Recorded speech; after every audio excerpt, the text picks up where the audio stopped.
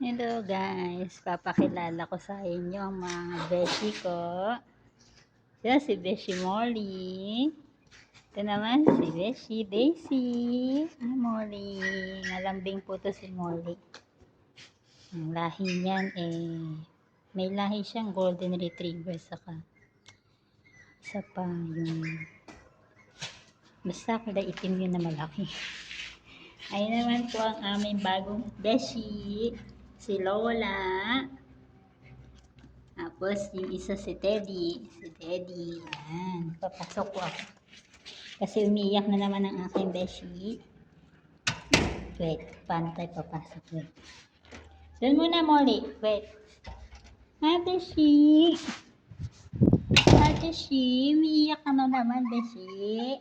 Umiiyak na naman ang beshi. Yan, baby pa po kasi siya. Kaya gusto niya laging may karga-karga sa kanya. Kaya mo batang iniiwan na nanay, makasigaw wagas. Isa nakatingin lang sa kanya. Ayaw niya maglaro. Ayaw niya maglaro. Teddy.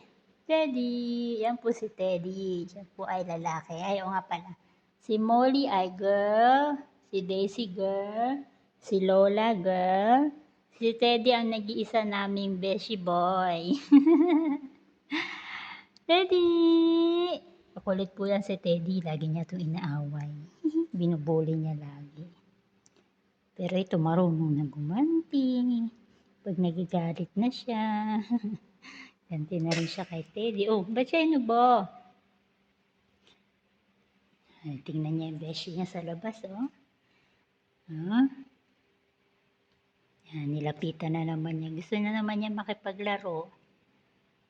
Gusto na naman makipaglaro ni Teddy. Ha? Teddy, laki-laki mo, oh. Mamaya mas malaki pa sa'yo si Lola kapag ilang buwan lang. Kapal ng balahibo niya, no? Pomeranian po siya. Ito, hindi ko alam kung anong lahi nito, eh. Ito po, Pomeranian. Si Daisy, mix din yun, eh. Si Molly, yung parang may pagka-golden retriever. Kaya gigising lang po niyan. Kaya yan, naghahanap siya ng mami. Lagi niya akong hinahabol. Pupunta ako sa kitchen sa likod. Teddy, where you go? Ha?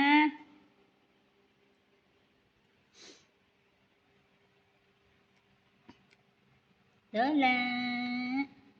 Hi, Lola! Yan lang po. Pinakilala ko po sa inyo yung mga beshi ko dito. Sila po yung mga alaga ko.